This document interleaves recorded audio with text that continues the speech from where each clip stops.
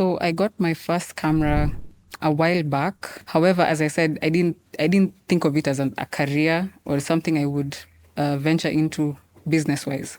It was just something that I had. My mom bought me my first camera, and I'm really grateful for that. It was a simple point and shoot. I'll never forget it. I'd carry it everywhere. So people knew that uni ule mdemu wa camera. Yeah. So moving from that to buying a DSLR and now into mirrorless, it's been quite the journey.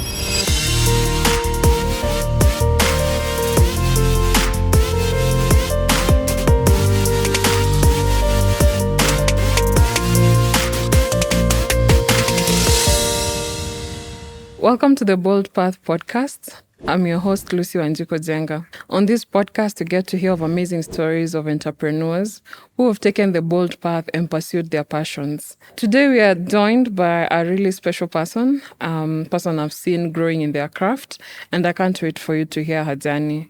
I hope it will be inspirational and motivational for you. Thank you so much for joining us, Vivian. You can tell us who you are and the different hats that you wear. Thank you so much, Lucy. My name is Vivian Kiarie, and I run a photography and videography firm where I specialize in doing corporate events, corporate event coverage, and family functions. Other than your company, what else? Who are you? What are the other different hats that you wear? So I am a wife and recently a mother of a 2-year-old. It's still recently. 2-year-old. 2-year-old.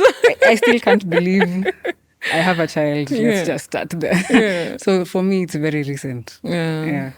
And people might not know that I've known you for some time since you started this journey, but I've come to realize, especially with this podcast, that you really don't know people. So for me, I see it as an opportunity for people to introduce themselves to me and also to the world so that they can be inspired and motivated to also get on the entrepreneurship journey. Tell us why you chose entrepreneurship. Was it something you started when you were younger, or did it come about when you were older? Where did this bug hit you? So the entrepreneurial bug hit me when I realized I wasn't really being fulfilled in looking for jobs, or rather the jobs that I was getting were not what I wanted to do. I didn't want to sit behind a desk for a 9 to 5 and not get to explore my creative side, my visions, and all the things that are in my head that I want to get out. Were you getting this from someone? Do you have someone who has inspired you or that you look up to that has been entrepreneurial? Yes. My first experience in photography, I'd say, came from a friend of mine who asked me to model for her. And I was shocked. I was like, no, I've done... I have a history in communications. I know how to handle a camera and all of that. But I didn't see it as a career at that point. But that's when it just clicked. This is what I should be doing. So yes, of course, I agreed to do the shoot. And afterwards, I was like, this is what I want to do. Now I've decided this is what I want. So what you decide you want to do photography because of you want to name her, your friend? My friend is Rehema Baya. She's a really good photographer and a good mentor. Yeah. Funny enough, I've never met Rehema. We should find a way for me to meet her as well. So you met her at what point in your life? Was it the time that you were looking for jobs? Did you even ever get a job for you to sit behind the desk to get that experience? No, not really. I got internship. Most of the jobs I used to get were internships, and I felt like it's not what I want to do. So I decided very early on in my career that I'm not going to pursue the degree that I did. I'm going to go to the creative side. Which degree was that? I had a degree in communications, a bachelor's in public relations. And photography seemed to be the thing for you, and you went ahead and started on it. Yes. So you had some training on what a camera is, like you had already gained that skill of photography. Yes. So was it easy to now get into the field of photography? Was it a time when people appreciated photography, or how was the experience? At first, I was just doing it because of requests. people knew that I had a camera, so they'd be like, "Oh, you have a camera, please come shoot my birthday. I'll give you this amount of money." And I wasn't really taking it seriously until I nikajiita mkutano. I'm like, okay, this is something I can do and it can make money, because I'm seeing my friends, in this case Rehema, and another of my friends is called Kampombe. I saw what they were doing and I knew this could be something good. Yeah. So walk us through that. And how did you even come to purchase a camera? If the audience for the podcast is those who are eager to learn who they are, probably they are getting into entrepreneurship. They're figuring out what are the skills that I have or what skills do I need to just get motivated and inspired to start. So we could walk us through when now you decided this is the path I want to pursue. I can see Rahema, I can see Kampombe doing this. So what were the next steps that you did? Even getting a camera, how much was that? Is it something you think that is easy to even get into? So I got my first camera a while back. However, as I said, I didn't think of it as a career or something I would venture into business-wise. It was just something that I had. My mom bought me my first camera, and I'm really grateful for that. It was a simple point and shoot. I'll never forget it. I'd carry it everywhere. So people knew that uni ule mdemu wa camera. Yeah. So moving from that to buying a DSLR and now into mirrorless, it's been quite the journey. You're telling us Greek, DSLR. But the first camera was just a simple point and shoot. You just put it up to your face and capture whatever it is. It's very limited lenses. You can't even detach the lens. Okay. So, yeah. How much is it if one was to buy such? Less than 10,000. I think it was about 8 or 7,000 at the time. And how much would it bring you going to these parties and friends calling you? Not much. Again, I wasn't serious about it. I was just ule dem anabeba camera. Maybe less than 20K. Between 10 and 20. Throughout the period or for an event? For an event. Okay. Yeah. Okay. So when was this? When did you start? That was very early, before I even finished uni. So I'd say 2013, 2014. Yeah. By the time you got serious, which year was it? After finishing uni. I went through the whole looking for jobs because bado I wasn't, in my mind, I'm not a creative, I'm not a photographer. I need to pursue what I went to school to do. You have a degree by the end of the day. Yeah. So I was really pursuing that. That's what I wanted to do. That's what I thought I wanted to do. But then I came to realize the industry was not for me. At least sitting behind the desk was not for me. How many applications did you send out? Hey, I can't even count.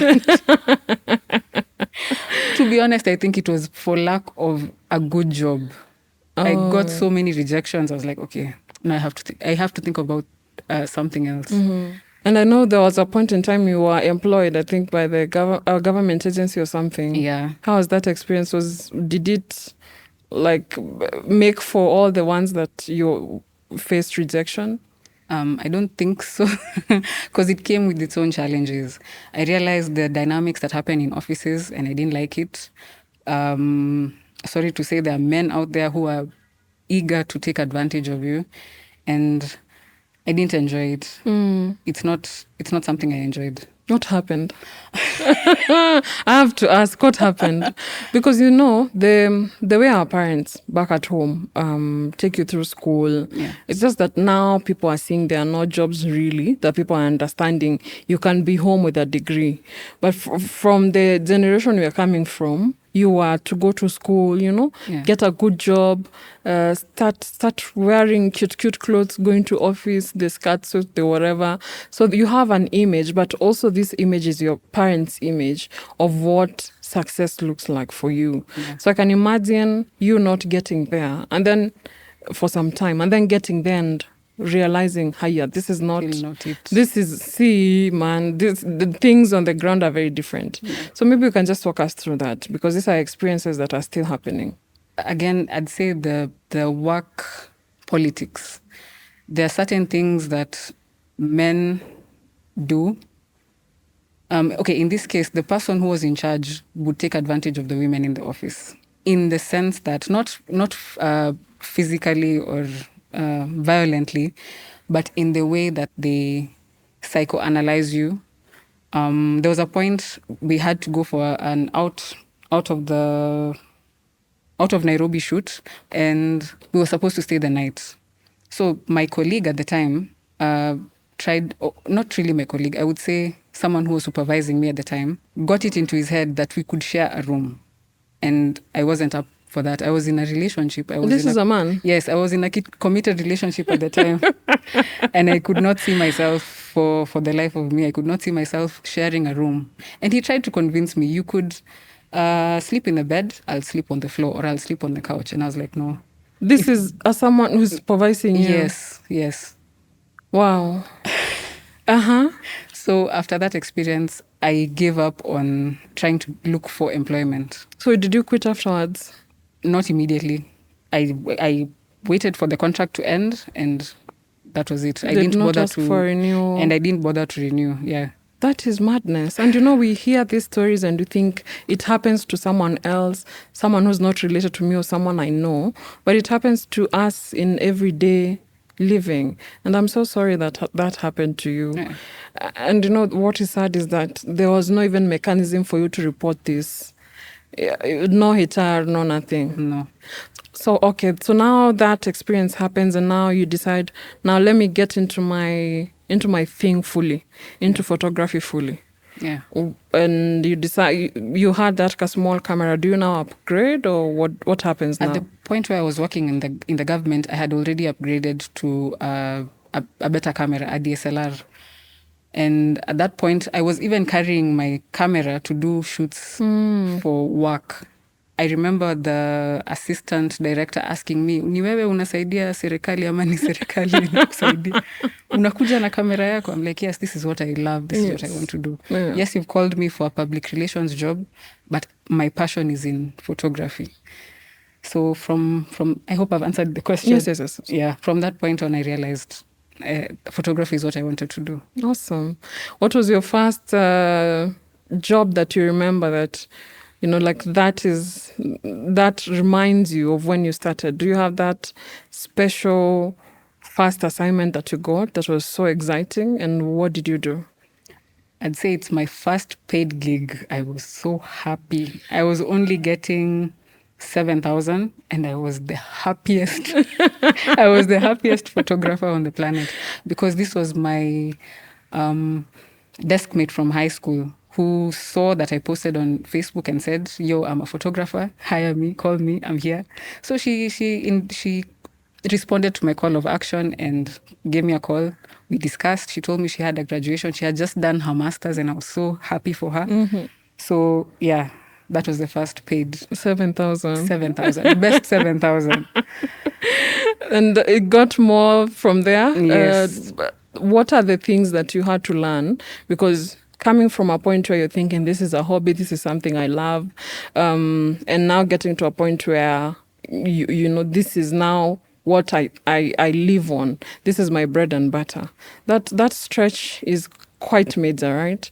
How did you go about that? Learning how to price, learning how to talk to your customers, because it's a whole thing. Yeah. How did that happen? I think life forced me to a degree.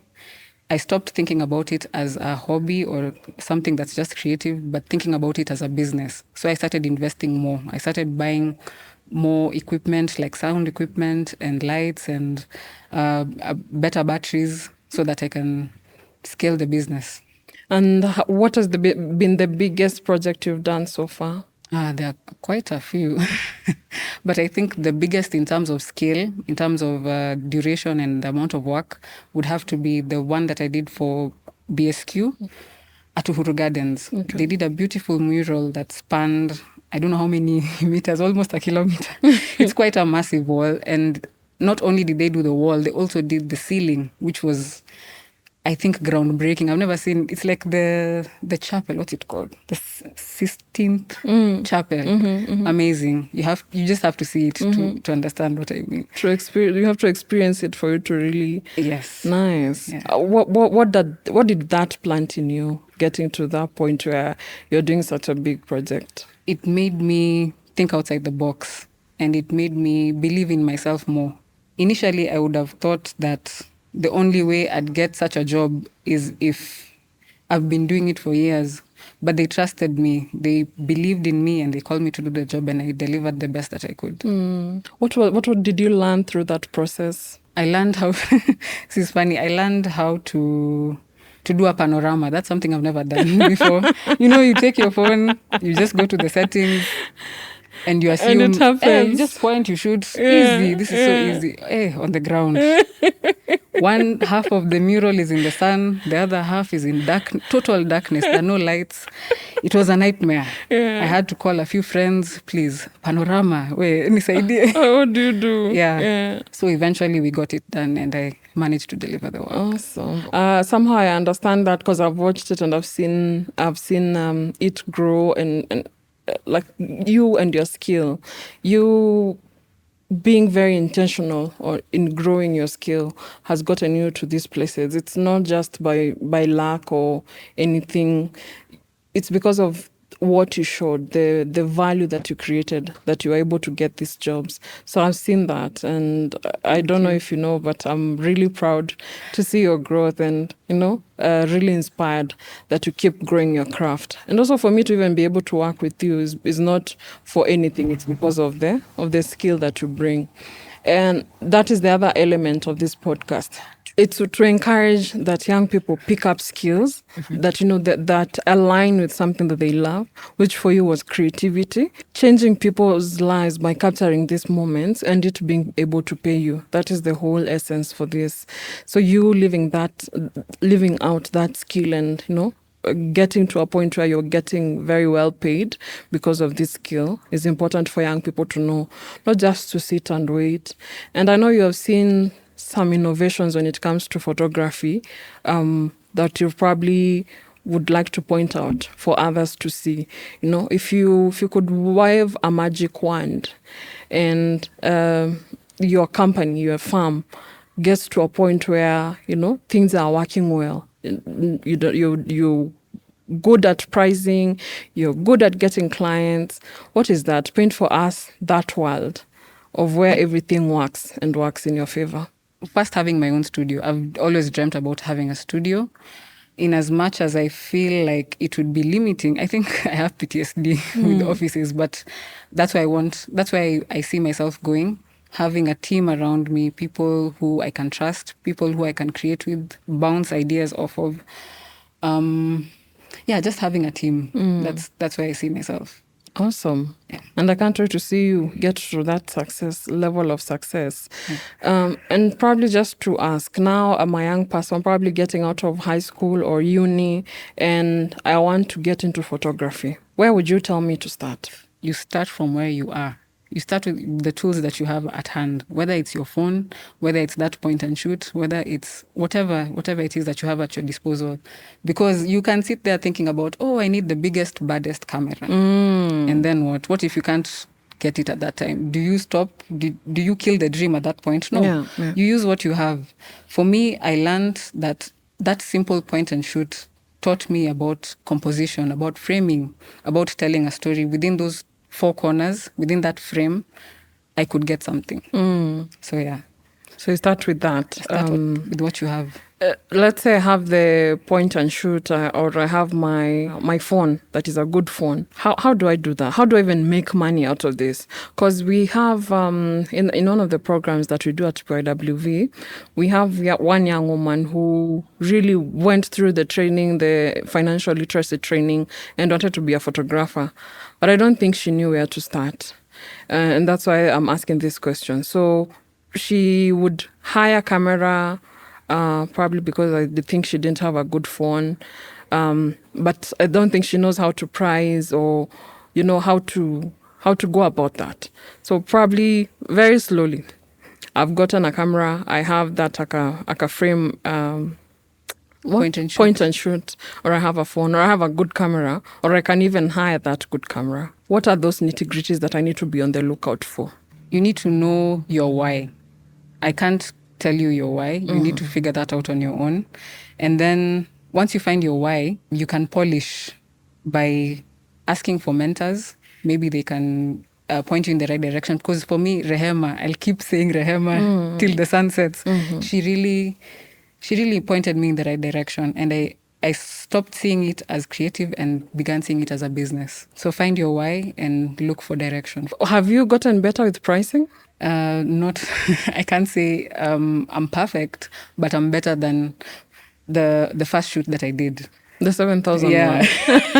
I can say I'm doing good. How long was the session, the shoot? It wasn't long. She didn't rip me off completely. It was just an afternoon, and I'm really grateful for that. Yeah. But over time, you have known How to price, how to talk to clients. Yes. Where do you even get your clients? I get most of my clients I get from referrals, so from people I know who refer me to other people. Very few times will I get a cold. What's the word? A cold call. Yeah, from social media, from Instagram, Facebook. Yeah, Facebook mostly. Yeah, you do get cold calls. Yeah, okay. Some of them are jokers, but some are legit, and we've been able to work together. How do you even know who's a joker, who's real? I just ask you a few questions. Pia mi nafanya interview yangu chini ya maji. I get to know what you want, how much you want. Location is very important. You want me to come to your house at 11? Haiwezekani. 11 p.m. Yes. People ask that. Yes. I've gotten some really crazy requests, even from women, not just men. There's someone who wanted nude shots. And I'm like, that's interesting. But instead of rejecting, I had a choice to reject, but I tried to reframe her request and told her we could do some boudoir shoots, silhouette shoots. You don't have to be nude, but I'll make it look like you're nude. And she went for it, and she paid me, and the rest is history. Interesting. Even for you to even know how to talk with customers is very important, because I've reached out to few studios. In my time, I've taken many photos.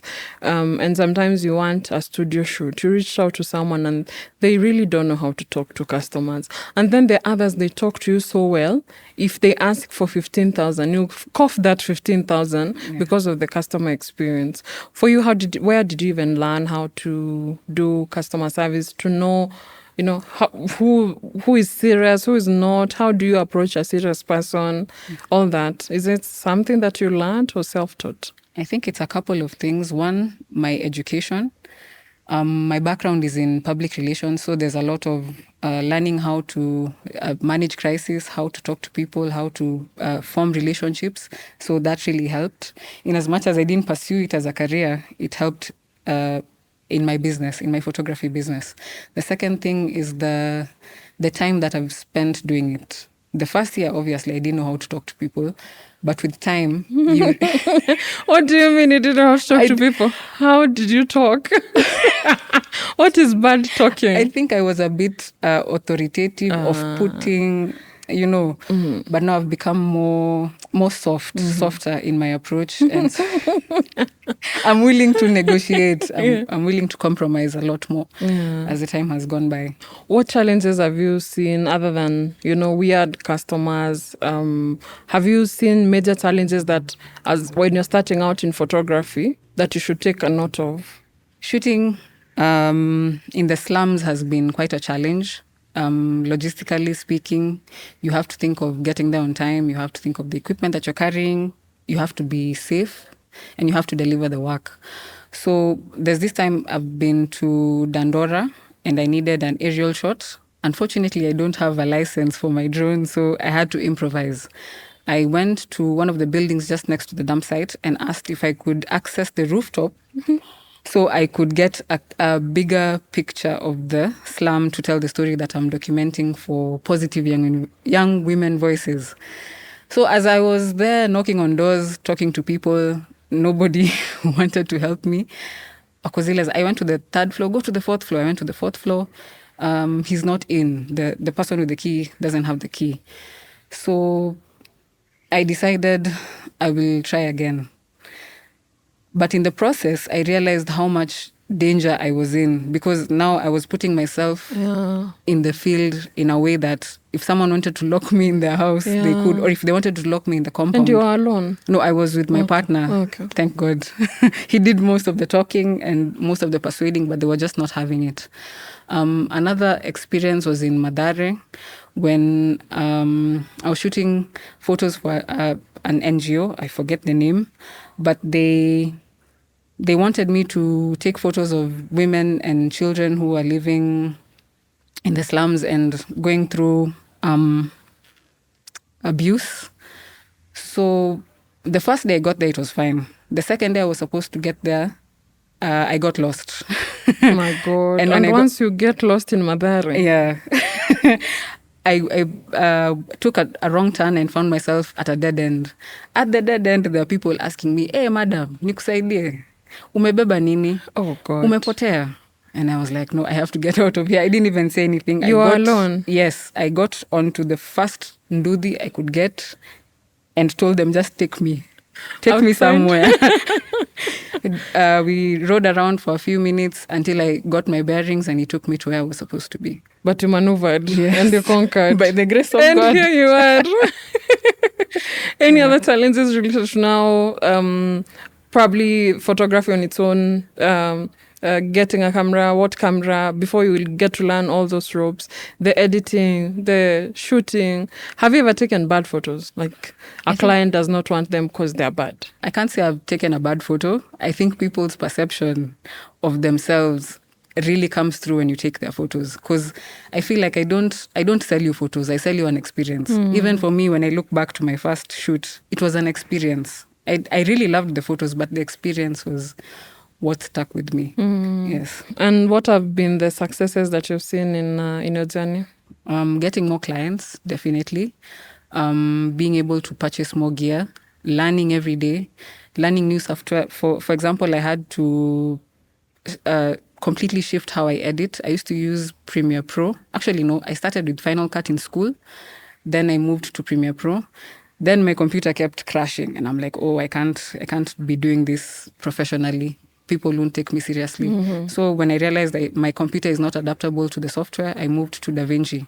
That was another learning curve, because now instead of having layers, there are nodes and it's a whole other animal on itself. But I thank God, because there are so many tools out there. YouTube, even my friends, Kampombe has been really instrumental. He's actually the one who suggested I should try out DaVinci Resolve. So, yeah. This is a software? Yeah, that's an editing software for video. Okay. Yes. For photos? For photos, I used to use standard editing software that comes with the computer.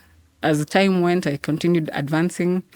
I used Photoscape for a while. I realized it's limiting in some ways. Now I use Lightroom and Photoshop most of the time. You said you've gotten more customers, and I'm wondering, what is a good month and what is a bad month? When you look at those, you say this month has been really good. Is it that you have gotten many more clients or one big client? And what does a bad month look like?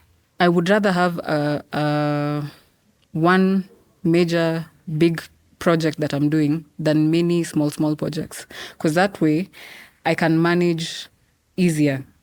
I can manage easily. Yeah. A bad month would be obviously having no work to do. And have you had those? Yes. No work? Yes, completely. For like, I think 3 months straight. That was last year. It was the hardest year I've ever had. First of all, like, we moved from South B to Rongai, so that was a big life change. The power kept going off. Yeah, and I didn't get as many jobs as I used to. So it was a big change. What was the difference between, or what has been the difference between you being a mom, a working mom, and before then? Have you seen that shift? Has it affected the way you work or how you deliver on work, or even the way you price? It has. It has really changed my pricing. I used to prefer doing small jobs, and I realized that's just, I'm busy, but I have nothing to show for it. I can't like even buy maybe a new battery or something else to invest into the business. But if I take my time, invest in advertising or marketing, I'll get the good client who will pay more so that I can invest further into the business. So having a child has really made me prioritize things differently and reorganize my world. Yeah. Wow. Okay. And probably as we wrap up, is this something that you would advise someone to get into as a young person? Have you seen this being your bread and butter, or do you have times where you regret, you wish you had taken a different path? Last year was one of those years when I wanted to quit. I just wanted to try something different because it wasn't what I wanted. Things were not panning out as I expected. I knew, yes, there would be a dip in the amount of work that I'm doing because now I'm a new mom and there's this demand to raise this human being. But at the same time, I realized I needed to step up and the demand was there. I kept getting those calls. Some of them I said no to, and I wonder why. And at the time, I was really desperate for work. What was this cause that you'd say no to? I'd say no to jobs that I feel would cost more to do the work than if I would just stayed at home. Because I'm thinking about transport. Moving from Rongai to maybe town, I'd have to fuel the car. I have to think about who's going to be with the child. Who's going to babysit my child? So those expenses really shaped the choices that I made. So where can people find you if they want to probably get a shoot or work with you? Or are you even open for mentorship? Where can people find you easily? I'm on social media. I'm on Instagram. I think all of the socials, Facebook, LinkedIn. Yeah. As? My name is Nappy Rain, but I also go by Vivian Kiarie Productions or VK Productions for short. VK Productions. Are you open to mentorship? Yes. Or classes? Do you give classes? Not yet, but I'm venturing into that soon. I've seen that there's a demand. A lot of friends even from the time I was in the government, I was working in the government, people wanted to know how I do the work that I do. So definitely it's something I'm looking into. Okay. What role have you seen technology playing in your career and your career growth? Have you seen its impact? Is it impactful, or is it just another tool in your toolbox?